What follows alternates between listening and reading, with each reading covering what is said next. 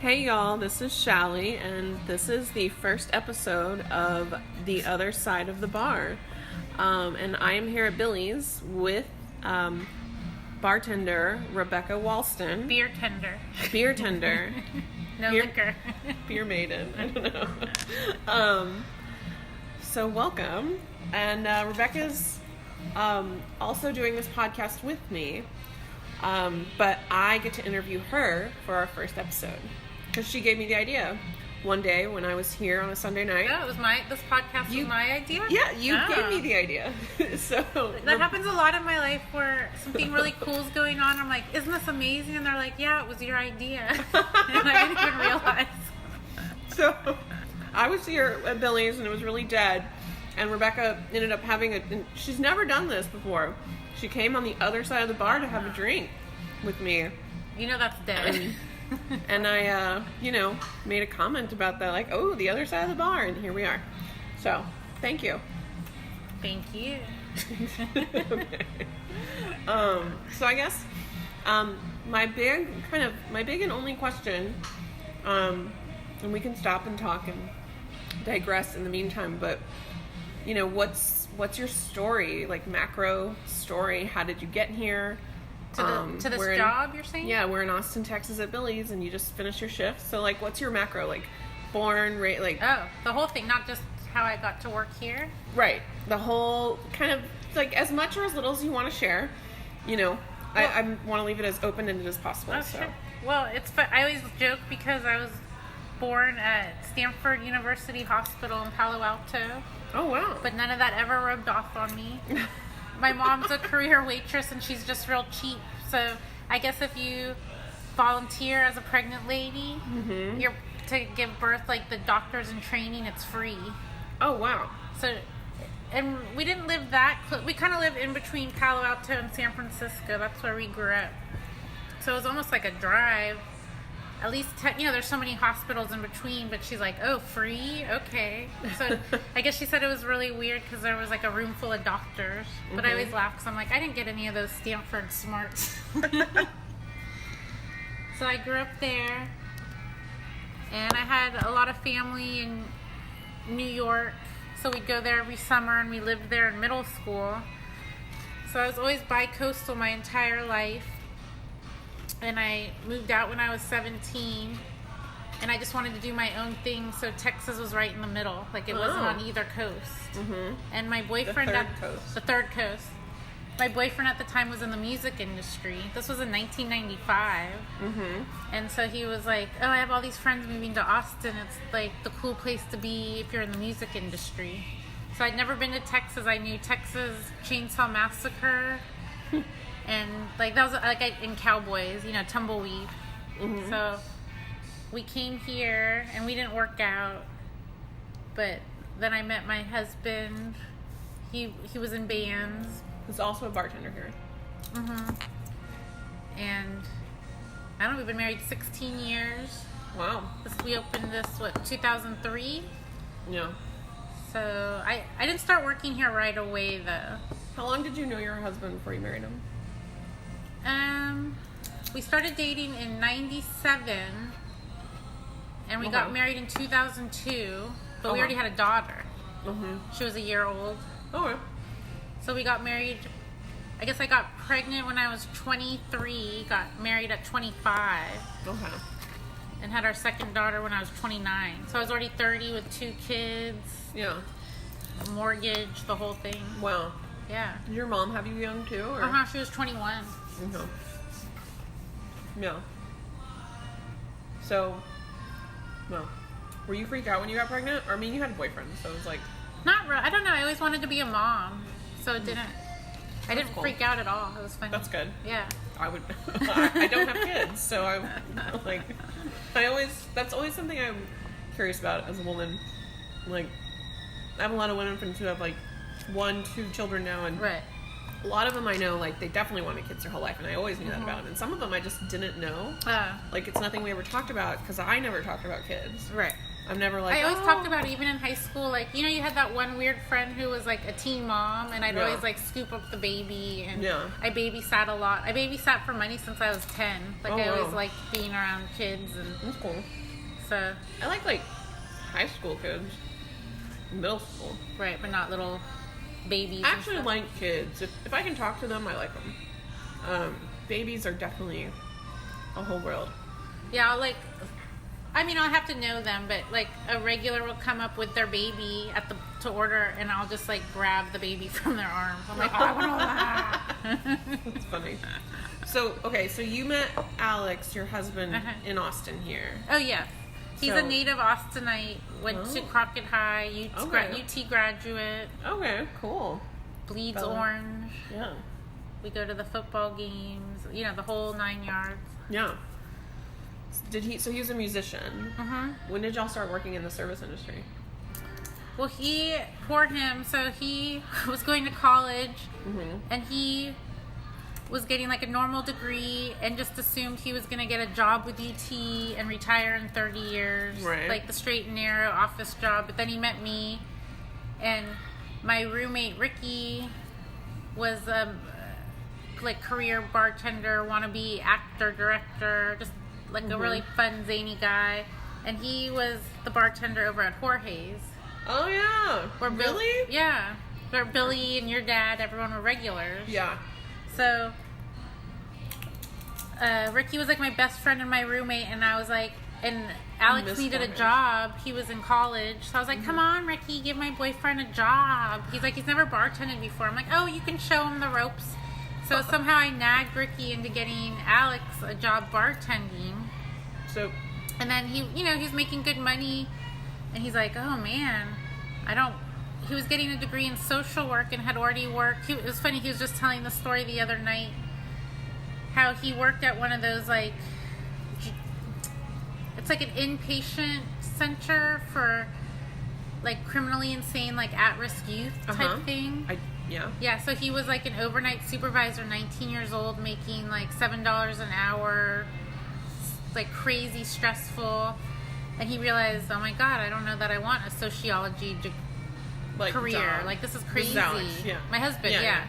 So I got him the job bartending, and it's like making more money than doing that. Way less stress. Yeah.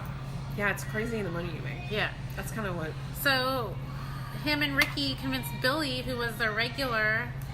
Like, can I open this? Yeah, like, hey Billy, don't you want to open another bar? Because I guess this place was up for rent. Did Billy own Jorge's?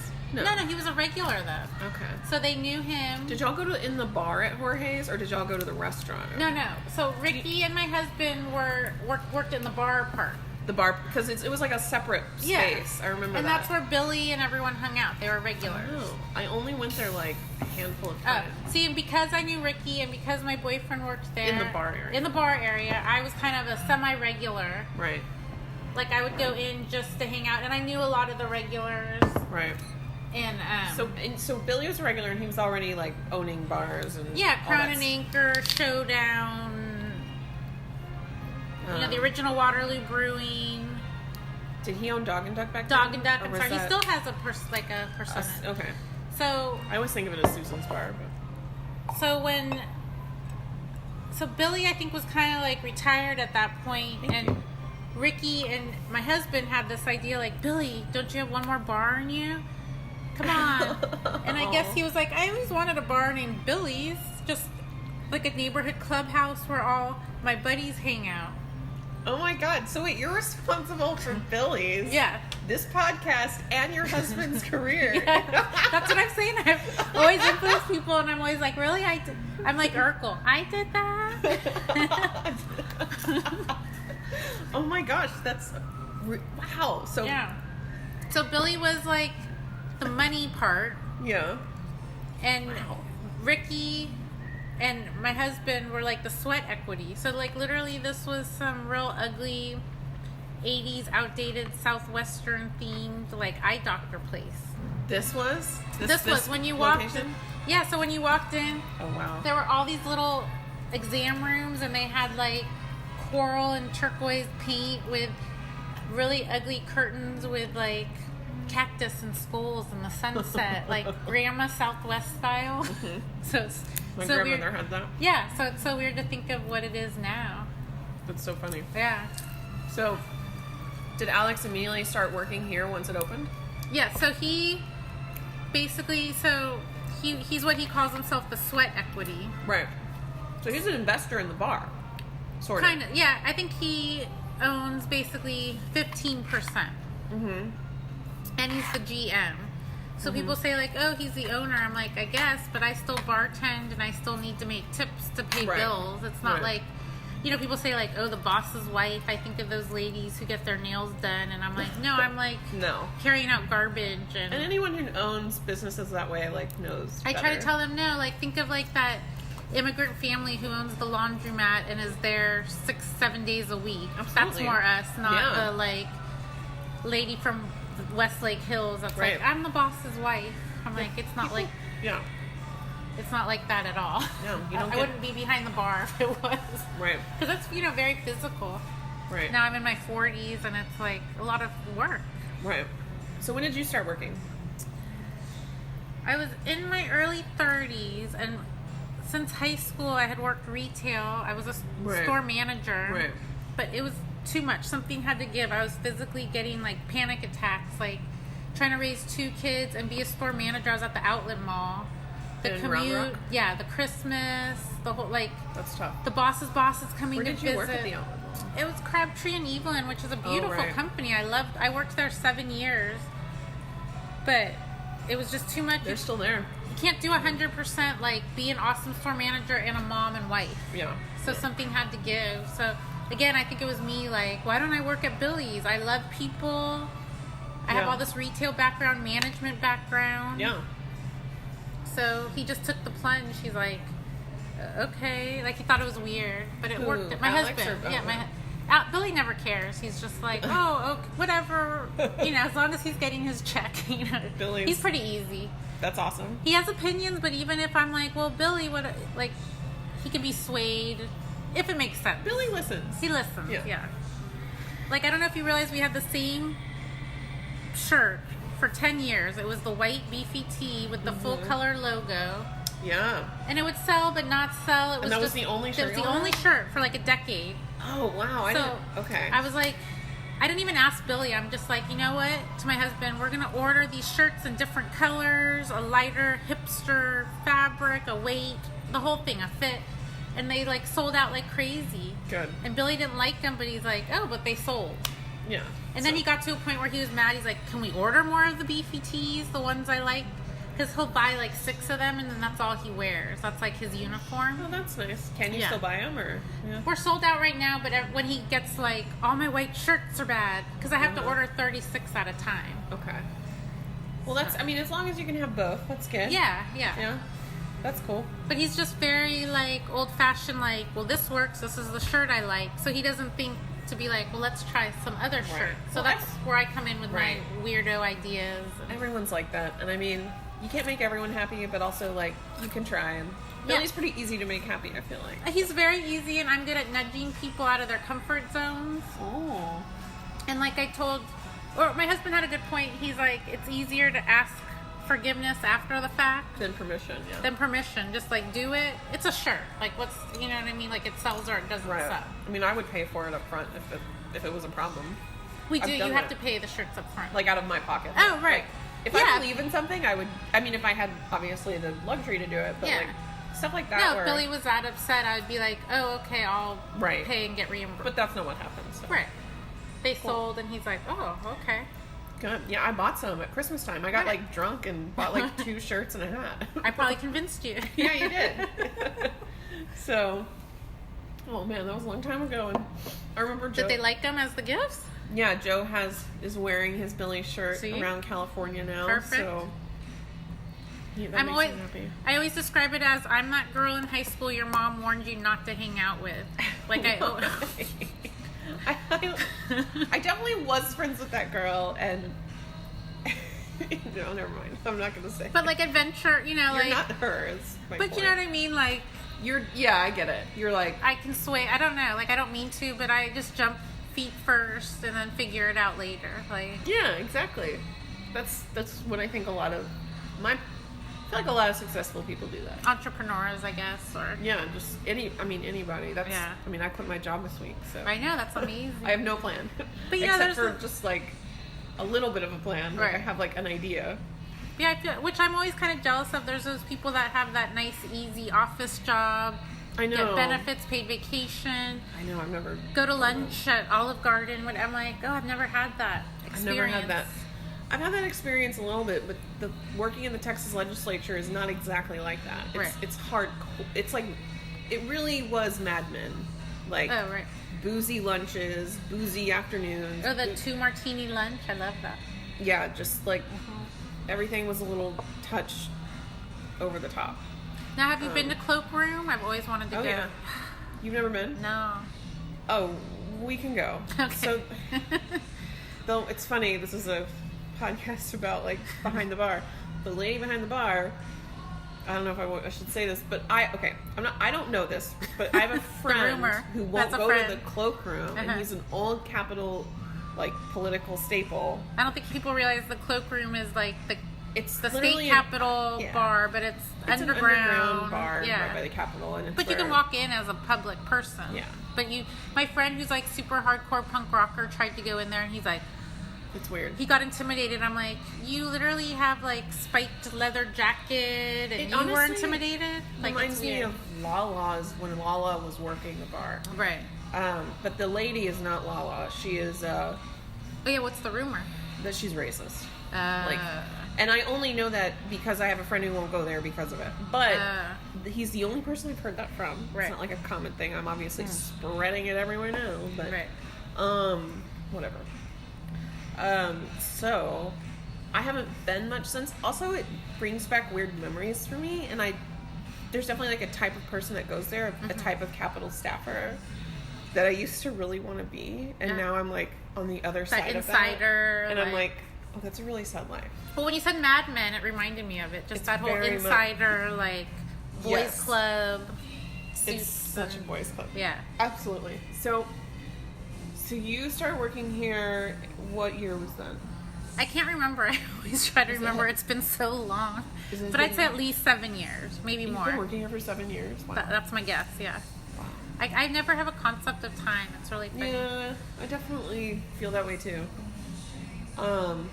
Okay. But I want to say it's 33, and this is the cheesiest analogy, but I just remember it's like I always thought of it as a rebirth year. I'm not even like a religious person, but Jesus died at 33. Yeah. So when things happen at that 33 year, I feel like I get kind of hippy-dippy because I'm from San Francisco. So that's why I'm like, okay, I think it's been 7 or 8 years. Or at least that's when I was thinking, like, I need a big change in my life.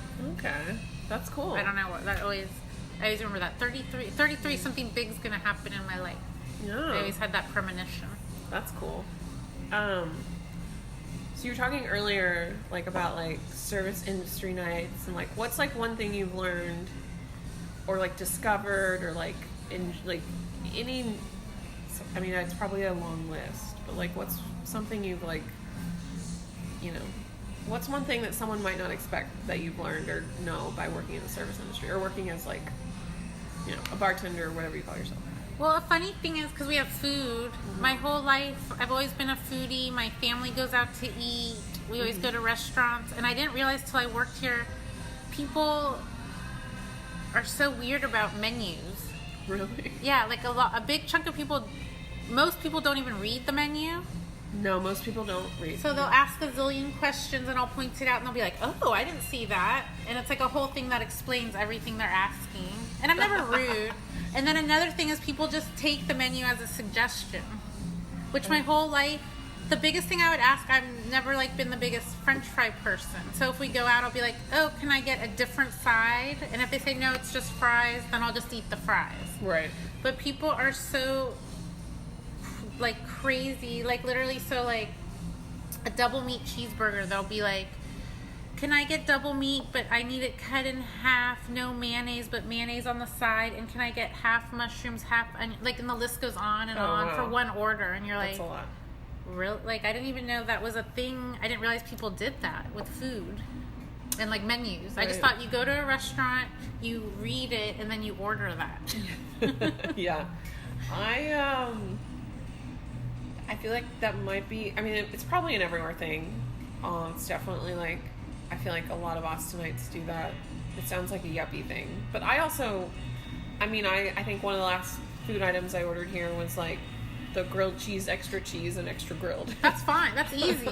No, but people want to like create, or they'll be, they want to create their own thing, and I'm like, that's not even on the menu, or they just have so many allergies or specifics, or everyone's on that Whole30 diet. They can't have bread. What can they do instead? So like by the time the poor order, like the cook gets it, and it's 20 lines long, and then I have to just explain it anyways. That sucks. It's crazy.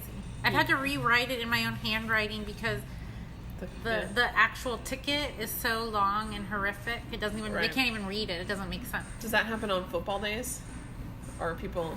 No, it's more like you said, kind of, I don't know if it's yuppies or just a new generation. I don't know what it is. So one thing, I don't know if people know this, but yeah, Billy's is a bar, but it's also a Packers bar during NFL season. And it's I don't know how to say it, but it's just basically turns into a totally different bar anytime the Green Bay Packers are playing. It's all green and gold. Yeah. People bring their own chairs. You have to get here an hour and a half before the game to get a seat. Right. They're all super easy because they get cheese curds, they get queso. Yeah. They're fine. Do you get, like, are cheese curds on the menu permanently now? Or they are. They used to just be seasonal, but now it's permanent. Now it's permanent. Yeah. Joe would always get those. Oh, yeah, they're good. Yeah, they're good. I always think it's weird. People from Wisconsin, hardcore Wisconsinites, are like, well, in Wisconsin we do it this way, that way, this way. I'm like, that's cool, but we're a Texas bar. None of us, Billy has been to Wisconsin. Billy's been to Green Bay, but none of us have ever even been to Wisconsin. Right. We're just trying to make you feel comfortable, allow you to watch the Packers. And no, our cheese curds aren't the most authentic. No, we don't have this, we don't have that. But we're just a Texas bar trying to be welcoming. Do you remember any of the suggestions? Because I'm deeply curious how much variations you can do with a cheese curd. No, not that, but they like, it's not as squeaky, or it's not fresh, or it's not this, or it's not this brand. Oh, wow, that's deep. And I'm like, if you were in New York City and found the Longhorn bar, you wouldn't be like, why isn't this Salt Lick barbecue? And why isn't I would not expect that. You wouldn't expect that. You'd just be happy, like, oh my God, I can get a $6 Lone Star, just because it reminds you of home, whatever they would charge in New York City. Right. God, they would. We're just in Austin, Texas, trying to be a friendly Packers bar, but we're not going to be, they're like, oh, well, in Wisconsin, they do this with the table, and this is how they do it. And I'm like, I've never even been there. Just watch the game and have fun. Yeah. I've actually been to Wisconsin, but only for a family reunion. Because there's some Joe Links in Minnesota. So I can kind of get an accent going. But one of the other podcasts I was listening to, this guy interviewed this restaurateur, and I don't know his name, of course, but he's like the guy he's like a fine dining restaurateur, but he's the guy who owns Shake Shack, apparently. Oh, yeah. I don't know who he is. But they have one at the Domain. I haven't been. Yeah. And at South Lamar, the new Austin, what is it called? Alamo Draft House. I've been once and I wasn't impressed, but I'm also not a huge hamburger person. Right. They didn't have a veggie version or whatever?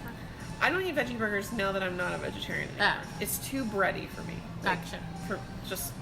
For what I'm feeling now. So what do you eat, like chicken and turkey? I'll eat a hamburger. Oh, you will? I will. I'm not like it's like, I feel the same way about pizza. I don't talk about my food preferences a lot. I'm not a huge pizza or hamburger person. Right. I'm a weirdo. I get it. But I'll eat it because it's like, it's food. It's there. Yeah. It's like, that's what you eat on campaigns. Pizza. So, because it's there. Yeah, wasn't there some pizza scandal a few years ago? They didn't get paid for all the pizzas. Was that the Clinton campaign? Who was that? I have no idea. But do you remember that? Like, as much as I'm into politics, I don't. It was hilarious. Like, it was on. But I kind of remember that. It was like $400 pizza bill that wasn't getting paid. Hearing something like that on TMZ. It wasn't Hillary Clinton. It was someone else whose campaign wasn't going well, and the bills weren't getting paid. And for some reason, that was the one that made all the headlines, like $400 pizza bill. So, oh gosh, what was I going to ask? Sorry. No. But he talked about how like deeply personal food is. It is. Like the restaurateur had to get like when he was like going up and like you're so, especially before the internet, you were so, like, your success was based on just very trivial things, like, Right. like the way the cheese curd is, and like Yeah. why are people so offended sometimes by food? Like, it's just people take food very, very personally. Well, because like, it's childhood memories, how you were raised, certain even smells, Right. memories, like, Like, holidays. it's like music almost. Like, it Yeah. can like speak to people's Yeah. soul. There's something about it where Well, and it's such a regional or cultural thing. Mhm. You know, like at holidays, why do you have turkey or ham? You know, it is. Right. It's so ingrained. Right. I feel like. Yeah. Well, I'm trying to think of any other questions I have, but yeah, I'm a regular that's been coming to Billy's since Since we opened, right? Yeah. Oh, you weren't 21 yet, were you? No, I was. Oh, you I were. definitely was, but I didn't come here that much in the early years. So But where did you used to hang out back then? What was your spot? back in the day, I worked at Brentwood Tavern, which used to be the Poorhouse, which is now the new Poorhouse on Burnett Road. Oh, yes, yes. So before Poorhouse, it was Brentwood Tavern, and Oh, I yeah, that's right. was like a hostess there, I Uh-huh. guess. And a lot of like the people who started Brentwood Tavern used to work at Houston's, Uh-huh. which is now Bartlett's, and they, started their own restaurant and pulled a lot of people from the Alamo. Right when the Alamo was kind of turning into like a corporate Oh, shit the one show. on Anderson? Yeah. They've like, gotten in a lot of trouble lately. There was that whole Yeah. Chronicle expose. Yeah, it's so funny. Like I mean, they've definitely set a new standard for stuff like Whole Foods, but Right. But they're the original. yeah. But there were a lot of people who worked at the Alamo who just like kind of transplanted over, and we just hung out there. And I would come here a few times, and like I definitely got introduced to like Larry. Yeah. And everyone knows. People always think Larry is Billy. Yes, So, a lot of yeah, people. Yeah, I my know. friends do too. I got introduced. I'd never have thought that, by the way. But I got introduced to Larry by my friend Krista, who worked Yeah, at I know Brentwood Krista. Tap. Yeah. So Okay, she worked over there. Krista was a Gotcha. cocktail waitress and a real waitress, but she usually worked cocktail section at Brentwood Tavern.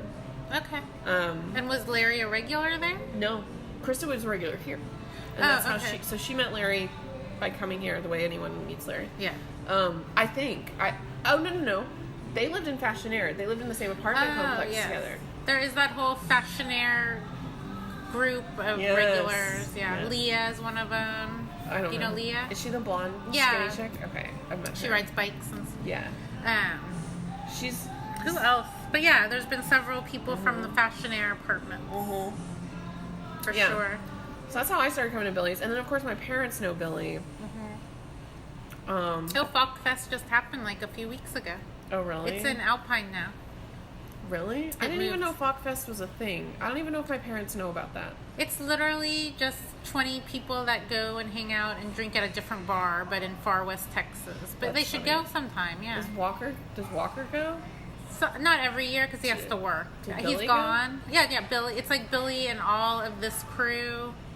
Ooh, I want to go. You should go next year. I wish my dad traveled more but he's also, my dad loves Billy, but Right. he's not very social these days. Yeah, you said he didn't even go out for Easter. No, he didn't. That was how we were a lot like that growing up. Oh, really? Just, my dad would just, because my dad worked a lot, and He'd be tired. yeah, like he just, needed his, Dad time. yeah. Is he like, you ever watch the Goldbergs where he immediately comes home and takes off his pants and sits on the Barca lounger in his tidy whities funny. and just watches like A-Team? No, but that's funny. That's very daddish. Yeah. Yeah, no, my dad worked an office job for like 10 years when I was in high school, and that's about it. Before that, he was like a contractor. And he knew Falk because he helped build this old Austin, oh my god, the warehouse, like the art warehouse is what I called it as a kid, but apparently it was like this On place. West 5th? I don't know. West 6th? I was so young, I don't know where Yeah. it is. But basically, I think that's how they met Falk, because that's how I met a lot of people Okay. who are artists in Old Austin. Right. Old Austin people. Yeah. Like, but yeah, I recognize the painting hanging up right up here. Yeah. And it looks exactly like the painting I had when I grew I up. know, that's so cool. And that's how I kind of realized my parents knew Billy, and Billy Right. knows my parents. And then, yeah, that's about it. But did they hang out at Jorge's or did I just make that up? My parents never, like, I was raised very middle class, and so we never, like, going out to eat was just such a luxury that, like... But not going out to eat, like, just them have, like, he didn't go have a beer after work? No. They would just come home. I realized, like, a lot of my, like, they would just come home. Yeah. And then would she cook, or you ate out a lot? My mom worked, cooked. My mom did everything. Right. We did not eat out a lot. Like, we went to Luby's every now and then.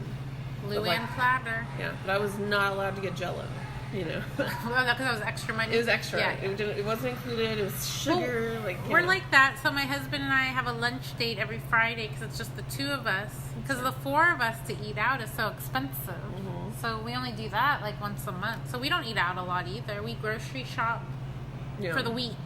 Yeah. And that's it. Like, if we run out and the kids are like, can we get more of this? And we go, grocery shopping's on Friday. So you just make do with what's in the kitchen. Yeah.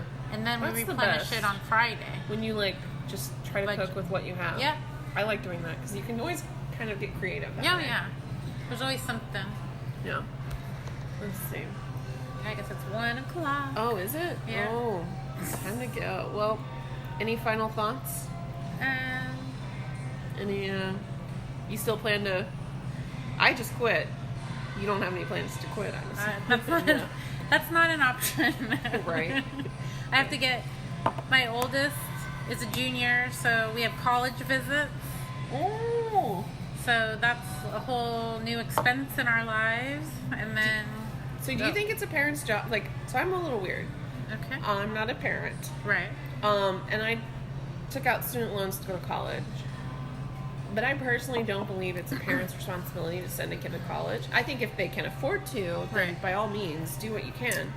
Well, nowadays, which is nice, which was different from our generation, all the top universities and schools have so much endowment. If you can get in, most of it's paid for nowadays. Oh, wow. And you have, so it's a whole game. Kids. Crazy. Your kids are very successful. I say they don't take after me, but no one believes me, but I was in gifted and talented in elementary school. I believe so. I have brains somewhere in there, but yeah, they're like crazy smart. So yes, I'm like literally, I'm not making this up. We're going on a college visit to Yale. Oh my gosh. To Vassar. Oh my gosh. Yeah. Yeah, your kids are, wow, yeah, that was not, yeah. I didn't go to college. I was not a good, I was a good student. No, she's a good student. Yeah, I didn't even know this was a thing. She got inducted into National Honor Society. I'm like, oh, what's that? It's been around for like 100 years. I was in National Honor Society. That's cool. But I was like barely, like I was. But you get like, because I remember being in high school graduation and like all these smart kids had like those special sashes on their, like, what are those called? The gowns? I didn't even I barely got a gown. Like, I had to go, we were so poor, I had to go to the vice principal. Money. It's crazy. They had an announcement in school once. Yeah. They're like, okay, if you need help paying for your cap and gown, come see the vice principal. Yeah. And I was like, oh, I need a cap and gown? Like, I didn't even realize. I can't believe people pay, like, they should be rentable. I did not walk in college because graduating in college is a whole other level of bullshit. I don't think my husband did either. Bullshit expenses. Because we were dating and I said, don't you want to go to your graduation? And he's like, no.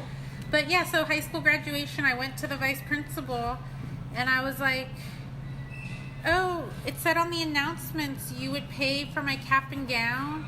And he had this look, I'll never forget his look of horror, like, oh my God, here's a girl who fell through the cracks. Like, we didn't, like, you can't pay for your cap and gown. Oh no. And I was like, I didn't even know I needed one. So yeah, he put me on like the little list and I got my cap and gown for, so I'm like, oh, I saw those people with, so she'll have one of those like white sash things. It's it's amazing. Cool. I know.